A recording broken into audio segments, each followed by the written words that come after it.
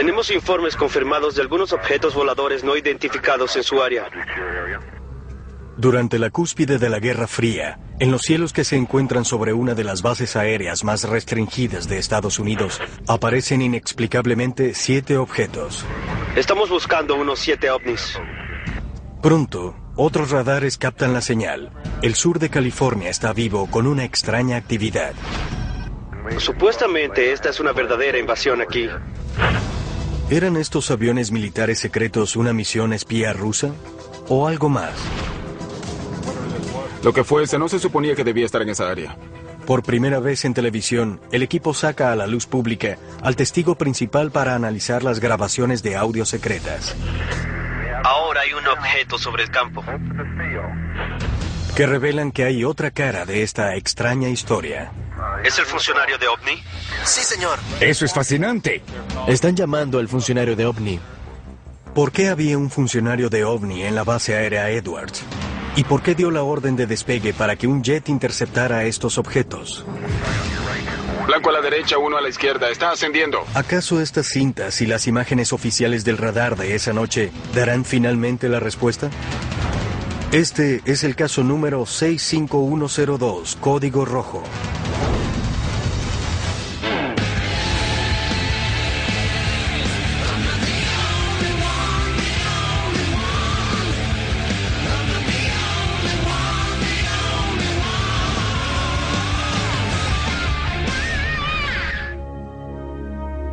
Es el año 1965. La base aérea Edwards, ubicada a tan solo 160 kilómetros al noreste de Los Ángeles, California. Este es el centro de los programas de pruebas de vuelo más secretos de las fuerzas militares de Estados Unidos. Pero hoy, el muy restringido espacio aéreo de Edwards es violado por objetos de origen desconocido. Objetos que se mantienen inmóviles en el aire a las afueras de la base durante 6 horas. La mayoría de los avistamientos de ovnis son encuentros solitarios, pero este no es un avistamiento normal. 9 locaciones diferentes son parte de este asombroso incidente. La torre de control de Edwards, donde fue reportado el primer contacto visual. La pista principal de Edwards, donde el extraño objeto es confirmado visualmente por segunda vez. El control de acercamiento radar de Edwards, que reporta que no hay ninguna aeronave en el área. La Agencia de Logística Aérea de Los Ángeles, que verifica sus contactos de radar locales y descubre que 4 de sus instalaciones de radares en California del Sur han confirmado lecturas en los radares. Boron, Riverside, Victorville y San Pedro. Finalmente, un F-106A Delta Dart que despegó en un intento por entablar combate con los objetos. Algo sucede en California del Sur que tiene que ver con 5 instalaciones militares. Y todos los hechos fueron grabados. Supuestamente aquí hay una verdadera invasión. Esta fue una noche increíble. En octubre de 1965, la noche en que los ovnis invadieron nuestro espacio aéreo. Esto lo estamos escuchando de primera mano del sujeto que se encontraba en la torre esa noche, haciendo la narración. El incidente lo reportó un controlador de tráfico aéreo de Edwards por primera vez, el sargento técnico de la torre de control de vuelos, Chuck Sorrells. Vi un objeto verdaderamente luminoso, grande, hacia el este del campo. Y se quedó ahí durante un largo periodo de tiempo. En una aparición en televisión poco común, el antiguo sargento Chuck Sorrells, el controlador de la torre de la base aérea Edwards de guardia aquella noche, ha ido a discutir sobre lo sucedido y por primera vez analizar las grabaciones de audio del 7 de octubre de 1965. Distingo luces intermitentes rojas y blancas. Sorrells es responsable de todo el tráfico aéreo en y alrededor de Edwards, desde la torre de control. Tiene 12 años de experiencia en la dirección de todo tipo de aviones militares y conoce la mayoría, si no todos, de los diferentes modelos de aeronaves de la base aérea. Sin embargo, está a punto de ser testigo de algo que nunca antes había visto y que no puede explicar. Esto sucedió como a la 1:30 de la mañana. Primero vi un objeto verdaderamente luminoso. Busqué a un par de personas más que estaban trabajando en la base, el meteorólogo y 2 o 3 personas más que estaban de guardia esa noche para que vinieran a ver. Ellos estaban viendo lo mismo que yo. Hay un objeto en este momento sobre el campo. Está justo sobre el campo. Justo sobre Edwards, desplazándose hacia el sur, distingo luces intermitentes rojas y blancas. Y el capitán del destacamento 1 lo ha confirmado. Estaba demasiado baja para ser una estrella o algo así, a menos de 1500 metros, y eso duró bastante rato.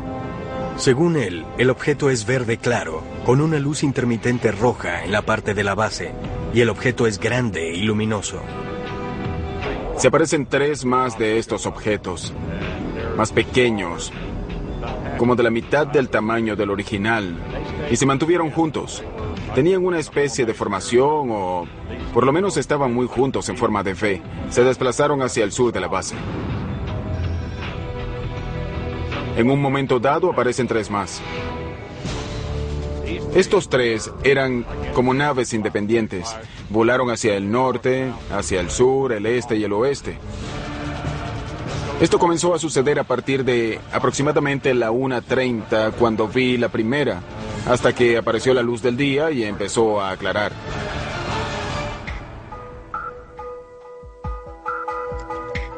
El equipo de la revista UFO se reúne en la base aérea March, a unos 145 kilómetros al sur del lugar original del avistamiento y la locación del contacto del radar con los objetos en 1965 para encontrarse con Sorrells.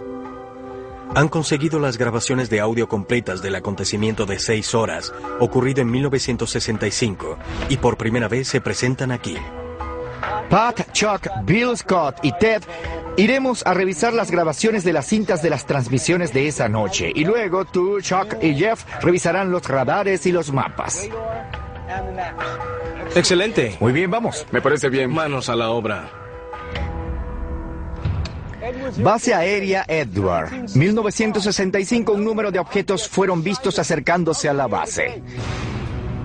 Todo lo ocurrido fue grabado en las conversaciones de la torre de control por parte de Chuck Sorrells. Estas transmisiones eran secretas anteriormente y se pensaba que se habían perdido. Ahora pudieran descifrar uno de los más increíbles casos de encuentros con ovnis que hayan sido grabados alguna vez. Bill Scott, antiguo ingeniero de pruebas de vuelo de la Fuerza Aérea de Estados Unidos, se une al equipo para ayudar a analizar las grabaciones de audio, ahora de libre acceso. Estas son las transmisiones reales, las comunicaciones entre tú y la agencia de logística aérea que tuvieron lugar esa noche mientras los ovnis estaban en el aire. Así es, y fueron grabados desde la agencia de logística aérea de Los Ángeles. El equipo prepara las transmisiones y las rebobina hasta el 7 de octubre de 1965. Dio un giro hacia el norte de donde estamos y otro viene a mucha velocidad. Se aproxima de norte a sur.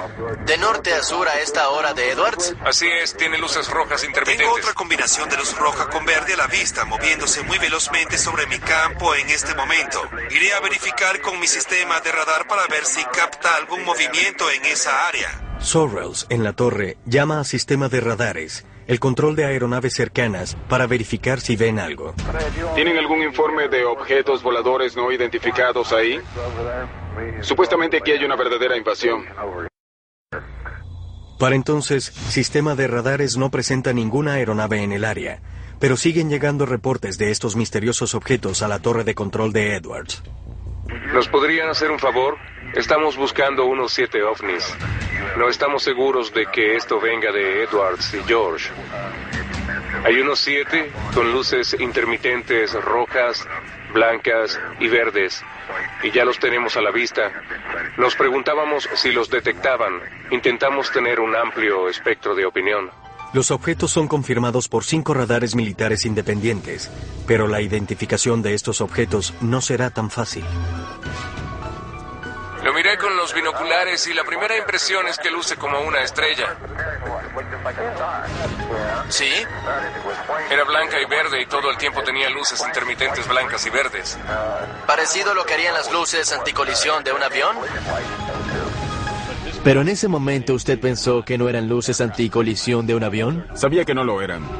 Los aviones tienen luces anticolisión en los extremos de las alas, en la parte superior e inferior del fuselaje y en el alerón vertical de la cola.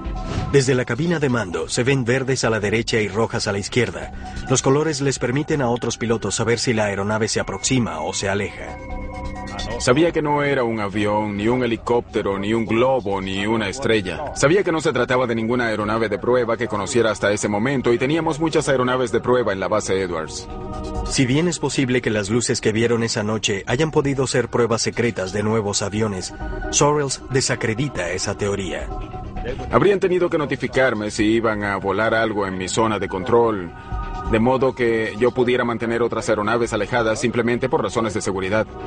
Si existiera una prueba misteriosa, Chuck habría tenido que saberlo. Sorrells menciona varios programas secretos en Edwards durante ese periodo.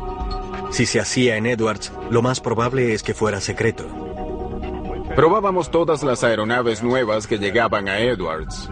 Para ese momento, el SR-71, el Black Bear y el B-70 estaban a prueba.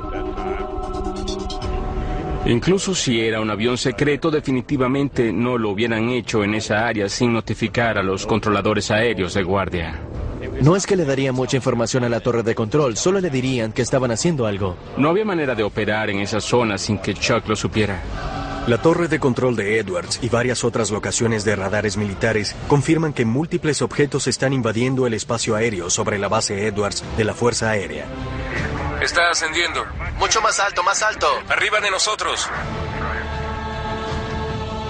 Con tantos contactos no identificados, en pleno apogeo de la Guerra Fría, cuando un ataque de misiles soviético era un temor muy real, la decisión de hacer despegar aviones para interceptar aquel objeto con certeza no tardaría. Pero en la cinta, la autoridad para hacer un vuelo de investigación parecía ser de un oficial con un puesto muy poco usual. Todas las bases tenían un oficial OVNI. ¿Es usted el oficial OVNI? Sí, señor. Tenga cuidado. El equipo está reconstruyendo el incidente que tuvo lugar sobre la base aérea Edwards el 7 de octubre de 1965. Comenzando a la 1:30 de la mañana, un objeto con extrañas luces intermitentes está suspendido en el aire cerca de la locación de pruebas para cohetes de la base. Y 6 objetos más pequeños se le han unido. 3 se mueven en formación hacia el sur y otros 3 se desplazan libremente por la base. 5 estaciones de radares militares de California del Sur captan el acontecimiento. Estoy recibiendo informes sobre ovnis de la torre de control de Edwards, de la Victorville, de varias locaciones de radar. El equipo no solo tiene el testigo principal de lo ocurrido, el controlador aéreo de mayor rango de la base, Chuck Sorrells, sino que ahora, por primera vez en televisión, tiene las cintas de audio completas, antes secretas, de las comunicaciones telefónicas y de radio de esa noche. Tengo otra combinación de luces rojas y verdes a la vista, desplazándose muy rápidamente. Aquella noche, luego de tener contacto visual repetidas veces durante más de una hora, Sorrells se comunica telefónicamente con LADS, la agencia de logística aérea de Los Ángeles. Descubre que ellos también detectaron los objetos por radar. Aquí, LADS. ¿Han tenido algún informe sobre objetos voladores no identificados? La gente de LAADS se involucró. Ellos estaban a cargo de la defensa aérea de la zona. Estaban captando los objetos en el radar y yo los tenía a la vista, al igual que la torre de control de George. Además, había varias personas en el campo en Edwards que también los veían. Durante el lapso que duraron las conversaciones con LADS, decidimos hacer despegar un avión. A las 2 de la mañana, le notifican al piloto de alerta de la base Edwards, capitán Darrell Clark, sobre la incursión. Clark sale hasta la pista con una radio y unos binoculares para tener una vista clara. Hace contacto visual. Esta es su voz cuando reporta por radio lo que está viendo. Lo vi con los binoculares. Tenía una altitud bastante baja. 2 militares entrenados, uno un controlador de tráfico aéreo, el otro un experimentado piloto. Ambos consideran que estas no son aeronaves comunes. Sin embargo, estas descripciones no son suficientes para que la gente de LADS tome el siguiente paso.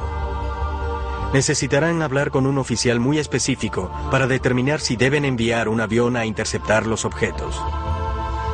Hay un teniente, el oficial responsable de los ovnis, que está durmiendo. ¿Quieren que hagamos volar a este teniente a ver si quiere salir a investigar? Así que en ese momento... Esto es fascinante. Están llamando al oficial ovni de la base. Hay un teniente, el oficial responsable de los ovnis, que está durmiendo. Creo que en esa época cada base tenía un oficial ovni asignado. Según la Fuerza Aérea, los investigadores de la División de Tecnología Extranjera pudieron haber sido llamados extraoficialmente oficiales ovni, pero este no es un término que fuera usado alguna vez por la Fuerza Aérea de Estados Unidos para referirse a una posición oficial. En mis 9 años en la Fuerza Aérea nunca he oído un oficial ovni. ¿Están buscando platillos voladores extraterrestres o simplemente algún objeto que no pudiera ser solo un identificado? platillo volador. Existe diferencia. No sé si estaban buscando alguna forma o tamaño en particular o algo así. Era solo algo que se saliera de lo normal, que pudiera ser llamado objeto volador no identificado. Con el surgimiento de la Primera Guerra Mundial, el ejército de Estados Unidos formó una sección de datos extranjeros para estudiar la capacidad de aviación y el progreso de los poderes en Europa. Para la Segunda Guerra Mundial, la división se convirtió en el Laboratorio de Datos Técnicos, con sede en el campo Wright-Patterson. El grupo evaluaba equipo y aeronaves enemigas capturadas. Luego de la guerra, la división se fusionó con un grupo de inteligencia científica y técnica, Inteligencia T2, con un objetivo primordial: asegurar la prevención de sorpresas estratégicas, tácticas o tecnológicas de cualquier fuente. Cuando la Guerra Fría se intensificó, su principal objetivo era Rusia. Sin embargo, en 1947, esta división estudió el fenómeno ovni emergente bajo el proyecto Signo, y en 1952, la división creó el proyecto Libro Azul para el estudio continuo de ovnis. En 1961, la división fue oficialmente cambiada a División de Tecnología Extranjera. El personal de la DTE no está asignado a todas las bases, solo a aquellas que encajan dentro de su perfil según la Fuerza Aérea. No era inusual que el personal de la DTE estuviera en Edwards, ya que esta base funciona como base de pruebas para los aviones de las Fuerzas Armadas y otras aeronaves, incluyendo las extranjeras. Este oficial era consultado al ver cualquier objeto no identificado, bien fuese una presunta aeronave soviética o cualquier otro objeto que no fuera reconocido de inmediato por el personal de la base Edwards. Objetos que no pueden ser identificados, que no saben qué son, han penetrado el espacio aéreo sobre la base aérea Edwards y se han acercado a las pistas. ¿Por qué no se han enviado aviones? Esto no sucede muy frecuentemente. Tenían que investigar sobre la marcha según las regulaciones. ¿Quién tenía la autoridad para hacer qué? Así que era un evento inusual. Supongo que en esa época se trataba de algo en lo que había que confiar en los instintos. Yo no tenía ninguna política particular por la cual regirme que me dijera qué hacer. Había que tomar una decisión y ejecutarla. Lo que estos objetos pudieran ser aún está abierto a discusión, pero sin ningún protocolo y con los objetos sin representar aparentemente ninguna amenaza inmediata, se determinó que no se tomarían más acciones hasta que el oficial ovni contactara la torre de control. Harán despegar a su oficial ovni a ver si quiere solicitar salir para investigar. En las transmisiones de radio, en las conversaciones telefónicas, de pronto descubrimos, un momento, Edwards tenía un oficial ovni. ¿Qué hacía el oficial ovni? ¿Buscaba platillos voladores? Aunque no estuviera buscando platillos voladores, pero solo estar a cargo de cualquiera que fuera el objeto desconocido allí arriba, igual eran noticias. Que a pesar de todas las negaciones de la Fuerza Aérea, y me refiero al año tras año de negar que los ovnis fuesen reales, tuvieran un oficial ovni. A las 3 de la mañana, luego de más de 90 minutos del avistamiento inicial, el oficial ovni contacta la torre de control e intenta determinar el origen de estos objetos con la Agencia de Logística Aérea de Los Ángeles. LADS ha confirmado la detección por parte de los radares de 5 puntos diferentes alrededor de la base Edwards. ¿Está lanzando algún globo meteorológico desde Edwards? ¿Globo meteorológico? No que yo sepa. Edwards no tiene unidad radiosonda, así que dudo que permitieran algo que no tuvieran razón para hacer. ¿No tendrían razón para liberar globos? No en el departamento meteorológico. No de Edwards, ¿cierto? No. Entiendo. Ese era el director de la Agencia de Logística Aérea de Los Ángeles, hablando con el meteorólogo de Edwards y preguntándole si se les había escapado algún globo. Y él dijo, no tenemos radiosonda aquí, que es la unidad que se encarga de enviar los globos y hacer ese tipo de actividades. No tenemos razón para hacerlo. Edwards no tiene unidad radiosonda, así que no tienen razón para haber liberado globos meteorológicos. Él explica claramente en la cinta que no liberaron ningún globo. Sin embargo, en el informe escrito sobre este asunto, dice que un globo fue liberado desde ahí esa noche. En realidad, no sucedió, pero así aparece en el informe escrito secreto. El informe oficial de la Fuerza Aérea de Estados Unidos claramente clasifica los múltiples acontecimientos como avistamientos de globos meteorológicos. Si estos objetos fueron en realidad globos meteorológicos, ¿por qué tomaron la siguiente decisión?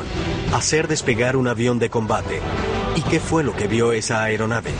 Había aproximadamente 5 o 7 objetos, se movían suavemente, parecieron quedarse en la zona un tiempo y luego simplemente se desplazaron rápidamente hacia arriba. El 7 de octubre de 1965, varios testigos informan acerca de múltiples objetos sobre la base aérea Edwards.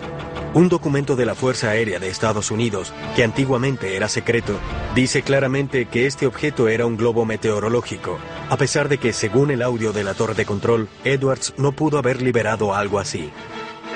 ¿Está lanzando algún tipo de globo meteorológico desde Edwards? ¿Globo meteorológico? Sí. No que yo sepa. Edwards no tiene unidad radiosonda, así que dudo que permitieran algo que no tenían razón para hacer. Pero el oficial OVNI que recientemente contactó a la torre de control busca una explicación más racional y continúa contemplando la teoría del globo meteorológico. Es muy difícil que un globo meteorológico se desplace de norte a sur a poca altitud cuando yo informé que el viento viene del oeste a 2 nudos. Si el viento provenía del oeste, uno de los globos se desplazaba de norte a sur y luego viró hacia el oeste. Sería muy difícil que un globo fuese en contra del viento. Lo que estamos diciendo aquí es que no tenían características de vuelo de un globo, que no había informes de que no había liberado ninguno esa noche y sin embargo el informe secreto establece el lanzamiento de un globo meteorológico. De hecho, según el informe, los objetos se describen como globos meteorológicos 3 veces, a pesar de la evidencia que muestra lo contrario. ¿Y este tipo de globo meteorológico al que ellos se refieren es normalmente luminoso? No. ¿Tiene luces de señalización? No. La única otra explicación que ofreció el oficial OVNI es que el objeto pudo haber sido una aeronave construida por alguien, contradiciendo lo que informaron Sorrells y el piloto de alerta en la pista, Darryl Clark. Sorrells les hace saber su opinión. El oficial OVNI vio algo que cree que es un avión. Yo no. El oficial OVNI dijo que para él lucía como un avión. Él no es un piloto entrenado, no está entrenado para nada, excepto para ser un oficial OVNI asignado para realizar no sé qué funciones. Pero hay un controlador de tráfico aéreo que dijo que no es un avión. Hay un piloto de alerta parado en la pista que dice que no es un avión. Pero el oficial OVNI piensa que sí lo es. Ahora, Bill, el trabajo del oficial OVNI es decir que las cosas son aviones. Recuerda que la Fuerza Aérea estuvo en el negocio de los ovnis, el asunto de los platillos voladores en 1965, y no lo dejaron hasta 1969. ¿No será que parte del trabajo de esa persona era desmentir estas cosas y no reportar incidentes al Libro Azul? Creo que eso es especulación. Yo estoy de acuerdo con Schott que el sujeto no estaba entrenado. Quizás no tenía ninguna función asociada con la aviación y lo único que sabía sobre aeronaves era que tenían una luz roja, una verde y una blanca. Por eso dice, a mí me parece un avión. No había ninguna conspiración. Era simplemente falta de experiencia y no sabía de lo que estaba hablando. Si el objeto era un avión o algo más, el consenso en 1965 era que tenían que darle un vistazo más de cerca a lo que fuera que sobrevolara espacio aéreo restringido. Pero los únicos aviones en uso de Edwards están equipados con armas nucleares, los cuales necesitan un alto nivel de autorización para despegar. Estos aviones de alerta están designados específicamente para proteger a Estados Unidos de cualquier ataque entrante. Están provistos de armas nucleares para el caso en el que un ataque o contraataque inmediato sea requerido. Hacer volar a uno de estos aviones F-106 con armas nucleares sobre el espacio aéreo de Estados Unidos es demasiado riesgoso si no se sabe nada más acerca de estos objetos. No podemos utilizar los aviones de alerta, pero ¿tienen algún otro 106? Eso es todo lo que tenemos. ¿Es todo lo que tienen? Lo único que tenemos es un avión de alerta. Supongo que para esa hora ya eran cerca de las 4 de la mañana. Calculo que el incidente quizá ya llevaba 2 horas y media o 3 para entonces, porque durante el tiempo que le llevó al avión colocarse en posición e intentar seguirlos, los objetos habían ganado altura, se habían posicionado y no estaban ni remotamente tan visibles como lo estuvieron en un momento dado. ¿Crees que alguien lo está impidiendo o consideras que este es el procedimiento normal? Este era el procedimiento normal porque no tenían ningún avión de alerta que no estuviera armado y no tenían un piloto para... Cuando el avión alza vuelo, tanto Lads como Sorrells guían al piloto para que se acerque a los objetos. Pero surge un problema. Para entonces, ya han empezado a alejarse de la base. Alzó vuelo para echar un vistazo y luego lo pasó por la intersección de radar, pero se le estaba dificultando detectarlo en el área. En un momento dado yo estaba dirigiendo la aeronave, alineándolo con la pista, dándole el rumbo. Haz que descienda directamente por la pista de aterrizaje. Creo que está 01 a estribor 040. En un momento dado lo sigue hasta las alturas de 12,000 metros. Yo hablaba con el director y le preguntaba cómo le iba y le dije, bueno, se está acercando. 01 ahora se encuentra un poco a la izquierda. Blanco a tu derecha y otro a tu izquierda. Luego, cuando se acercó, le dije, está abajo. Torre de control, ¿qué tal están las cosas ahora? Busca ascender, busca ascender. Esa cosa está elevándose muy rápidamente.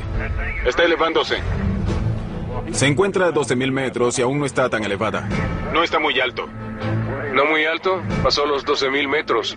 Aún está bajo. Pero a medida que el piloto se acerca, los objetos se alejan más y más, hasta que finalmente desaparecen del contacto visual y del contacto del radar. Se desplazó ahora a aproximadamente 145 grados. A unos 65 kilómetros estimados y con mucha altitud ahora. Está casi invisible ahora. ¿Qué piensas de esto? Creo que fue un incidente inusual para todos los profesionales involucrados. El único poco profesional que escuché fue el oficial OVNI. Fue el único que pensó que era un avión. Las cintas, ahora de libre acceso, son solo el comienzo. El piloto de alerta, el capitán Clark, quien jamás habló sobre este incidente luego de esa noche y no podía saber que sería investigado en un futuro, a la larga le escribiría una carta a su esposa, describiéndole lo que había visto esa noche de octubre. Capitán Clark, ¿sí? ¿Qué opina de esto? Les diré que cuando vi esa cosa por primera vez se aproximaba a la base por el norte. Lo único que podía ver eran las luces intermitentes, no giratorias. Lo vi bien con los binoculares, parecía empujar una pequeña nube hacia el frente.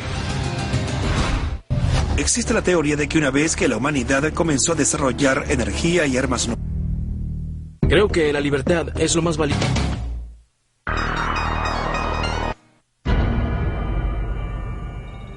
El equipo acaba de escuchar grabaciones que ya no son secretas sobre un incidente que tuvo lugar en la base aérea Edwards el 7 de octubre de 1965. Aquí torre de control de Edwards. Tenemos un objeto que se desplaza hacia el sur.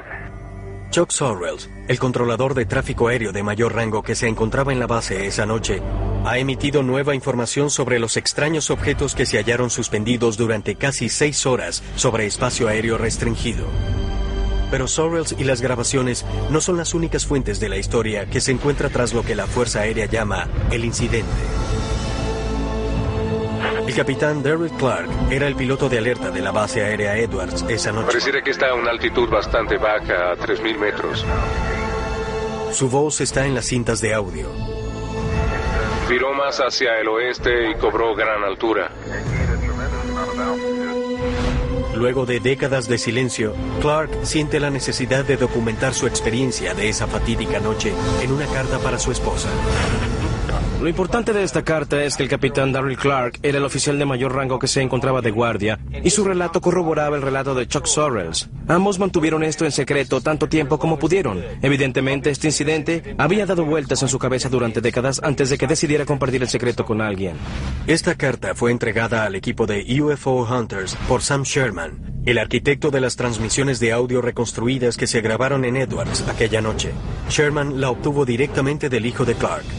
Estaba en alerta en la base aérea Edwards, en California, y era el oficial de mayor rango que se encontraba de guardia. Como a las 2 de la mañana recibió una llamada del controlador aéreo de mayor rango. Dijo que habían recibido informes de ovnis y que habían captado algo en los radares. Hola, le habla el capitán Clark, Alfa Lima. Bien, capitán Clark, aquí el teniente Reid. Tenemos informes confirmados de algunos objetos voladores no identificados en su área. Muy bien.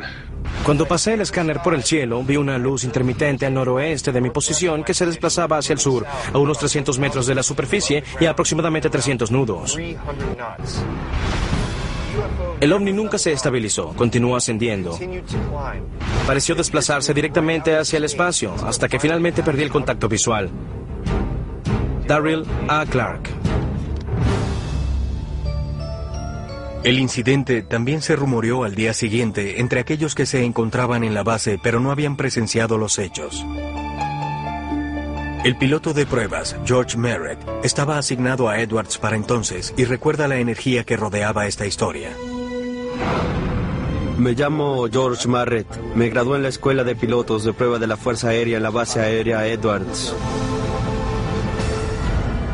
Cuando llegué a trabajar a la mañana siguiente, había rumores de unas extrañas luces que habían sido vistas al sur de la base, tarde en la noche y hasta temprano en la mañana.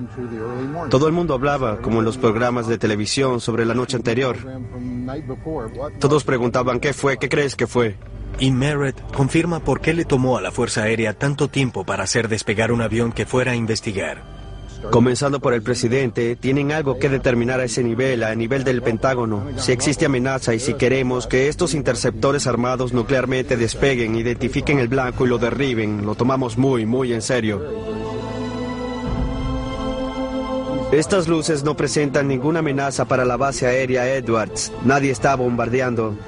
Nadie está disparando misiles ni armas. Ni hay paracaidistas. Nada que represente una amenaza para Edwards, ni en ese momento para la defensa aérea de los Estados Unidos. El informe va para alguien llamado el oficial ovni de la base, ¿cierto? Ese es el capitán John Belent. B-E-L-E-N-T. El capitán John Belent es parte de la División de Tecnología Extranjera de Wright-Patterson, lo cual significa que suceden cosas secretas en Edwards que necesita supervisar y reportar a sus superiores.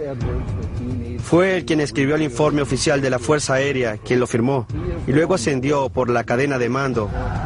Así que ese es el informe oficial de esto. No fue escrito por personal de la base Edwards. Este informe oficial de la Fuerza Aérea fue el mismo informe que identificó a uno de estos objetos como un globo meteorológico. ¿Pudiera haber sido esta tecnología secreta que Valen no tenía autorización para revelar o de la cual no estaba enterado? Durante la reconstrucción inicial de las cintas de audio, Sam Sherman se puso en contacto con Valent para discutir el incidente, pero este se negó a hacer comentarios y no estuvo interesado en participar en la investigación de Sherman.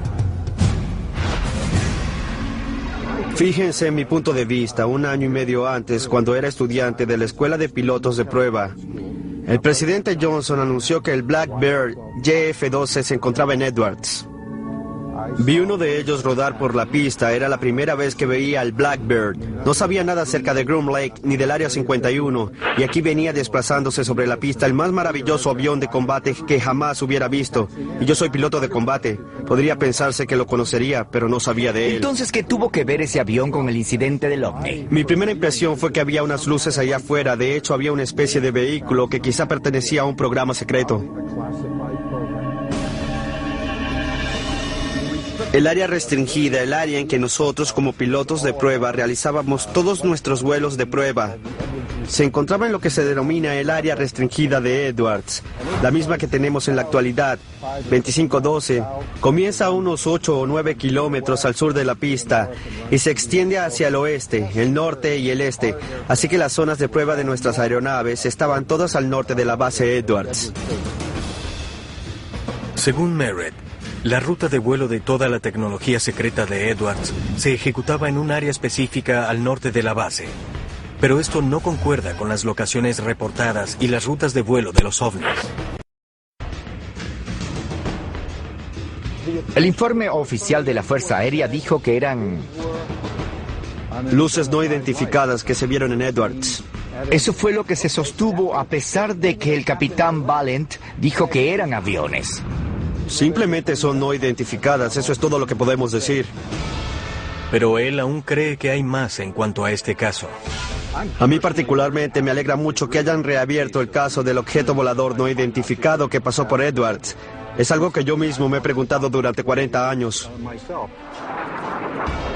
¿Son estos ovnis que repetidamente están entrando al espacio aéreo militar? ¿Y con qué fue que en realidad hicieron contacto Chuck Sorrells, Darryl Clark y las estaciones de radares LADS el 7 de octubre de 1965? Estamos investigando unos 7 ovnis. El equipo examina la pieza final del rompecabezas de Edwards, las lecturas de los radares de la Agencia de Logística Aérea de Los Ángeles. Con los testigos, las grabaciones ya disponibles y el testimonio escrito a mano jamás antes visto, el equipo ha descubierto una cantidad de evidencia referente a la noche del 7 de octubre de 1965 en la base aérea Edwards. Me están llegando informes de la torre de control de Edwards, de la Victorville y de algunas de nuestras locaciones de radares sobre ovnis. Su último paso es autentificar las imágenes de radar oficiales de esa noche, provenientes de la estación de San Pedro. Imágenes que el informe oficial luego determinó como difusiones anómalas de tiempo. Este fenómeno es causado por una inversión en la temperatura. La atmósfera de la Tierra por lo general se enfría a medida que aumenta la elevación, pero a veces puede ocurrir una inversión en la que la temperatura o no baja o en algunos casos extremos se hace más caliente con la altura. Cuando esto sucede, esta capa más cálida actúa como una tapa que puede hacer que la calima o la contaminación queden atrapadas debajo de esta capa, haciendo que los radares detecten objetos falsos. Edwards los tiene a la vista desde tierra. 2 torres los están observando. Nosotros tenemos en este momento la lectura en el radar y les estamos siguiendo el rastro. El analista de radares, John Kirk, ayuda al equipo con la autentificación de las lecturas y con la discusión de las teorías sobre qué más pudieron haber sido estos objetos. Voy a reunirme con un ingeniero de sistema de radares. Tiene experiencia y ha trabajado más de 50 años en esto. Me llamo John Kirk. Soy ingeniero de sistemas de radares. Estas son las imágenes originales de las lecturas de los radares del Fuerte MacArthur, tomadas en San Pedro durante aquella noche en 1965. Las imágenes se tomaron en intervalos, creando una cronología visual que sigue los movimientos de los objetos a lo largo de todo el incidente. Se desplazan y ascienden lentamente y han sido confirmados por los radares. Si observan las imágenes, son bastante regulares. Esta es la visualización y estos son simplemente marcadores. Lo que esto me indica es que este radar sí detectó algunos blancos en movimiento y sí generó información sobre ellos. En la imagen de radar, estas áreas son identificadas por Kirk como blancos en movimiento. Entonces aquí hay múltiples blancos. Pareciera que hay múltiples blancos, y al revisar los ciclos de algunas de estas verán que las fotografías cambian. Luce como si hubiera quizá 1, 2, 3, yo digo que hay unos 4, 5 o 6 blancos. Kirk cuenta 6 blancos en la imagen del radar. Sin embargo, esto no desacredita las teorías de propagación anómala. La propagación anómala puede ser causada por la inversión del estado del tiempo, la llegada de nubes de tormenta, humedad en el aire. Hay mucha anomalía atmosférica ahora. ¿Tiene alguna idea de lo que pudiera ser? Estamos tan desconcertados como ustedes. Es difícil para mí pensar que eso es propagación anómala. Si lo fuese, pudiéramos pensar que veríamos más una mancha grande en lugar de individuales. ¿Esto no luce como propagación anómala? Parecen objetos individuales. Según Kirk, La propagación anómala aparecería como una mancha, mientras que estas imágenes parecen ser blancos individuales. ¿Lucen como blancos? Para mí lucen como blancos. Ahora, ¿de qué tipo? No lo puedo determinar, no tengo idea. Pareciera que hay blancos ahí afuera y los radares parecen estar funcionando como debe ser. Además, 5 estaciones de radares diferentes no registrarían la misma lectura falsa y al mismo tiempo. Si bien Kirk no pudo especular en cuanto a lo que pudieron ser esos objetos, está impresionado con la cantidad de evidencia que rodea esta historia. Parece que un piloto anotó, esto es lo que vi, para que un operador de vuelo diga, esto es lo que vi. Hay mucha información en común, no puedo refutarla. Basándome en esto, lucen como registros reales. No parece que haya sido propagación anómala. Pareciera que estas imágenes son reales. Hay 3 objetos definidos, no es el estado del tiempo, no es interferencia. Delimitan el objeto, pero no ven la aeronave. No pueden distinguir lo que son. El antiguo meteorólogo del Servicio Meteorológico Nacional, William Puckett, también tiene evidencia que sugiere que estas imágenes de radar no pueden definirse como propagación anómala. La noche del 7 de octubre de 1965, según el Centro Nacional de Datos Climáticos, la atmósfera estaba muy seca y no presentó inversiones de temperatura, 2 características claves que pudieran crear estas lecturas falsas de los radares. Sin que estas condiciones estén presentes, las posibilidades de que lo que el radar detectó sea propagación anómala son casi nulas. El estado del tiempo en la superficie de Edwards, desde la medianoche hasta las 6 de la mañana, muestra también cielos despejados, temperaturas suaves y de poco a 0 viento, y la visibilidad se calculó en 55 kilómetros. Con estos factores, la distorsión o identificación errada de objetos celestes como Júpiter, Saturno u otras estrellas es poco probable. Pero luego del incidente y la subsiguiente investigación de este, las fuerzas militares decidieron sellar todos los expedientes y las pruebas de audio que se referían al caso. Su explicación fue que las lecturas de los radares fueron falsos positivos y que los testigos solo habían identificado erradamente objetos celestes, a pesar de la contundente evidencia que descarta estas teorías. Para mí es asombroso escuchar que quizás haya ovnis penetrando impunemente espacio aéreo resguardado, espacio aéreo militar en los Estados Unidos. Según el relato tanto de las cintas como del seguimiento de los radares y de Sorrells, esto iba más allá de cualquier característica de vuelo conocida de alguna aeronave de aquella época o del presente. Tiene mucha más altura de la que tenía cuando lo vimos la primera vez. Estas grabaciones de los incidentes originales me pusieron la piel de gallina. Tengo otra combinación de luz roja con verde a la vista moviéndose muy velozmente. Cuando te sientas y escuchas a todas las personas que tuvieron que ver con el incidente, había muchas voces en esas conversaciones que no sabían lo que estaba sucediendo. Por supuesto, cerca de Edwards terminas viendo casi cualquier cosa. El audio es la prueba contundente. Está ganando altura. Mucho más alto. Asciende rápidamente. Pareciera que está justo encima de nosotros. Mantuvieron la cinta secreta durante 30 años. ¿Qué había en esa cinta que tenía que ser secreta? ¿Armas secretas? No. ¿Un radar especial? No. Lo que eran ovnis. Más de 40 años después, el incidente de la base aérea Edwards sigue sin tener explicación. En la actualidad, el lema del Centro de Pruebas de Vuelo de Edwards es Ad Inexplorada, hacia lo inexplorado. Una descripción adecuada para aquella noche de octubre, quizá el más convincente y poco conocido avistamiento de un ovni hasta el día de hoy.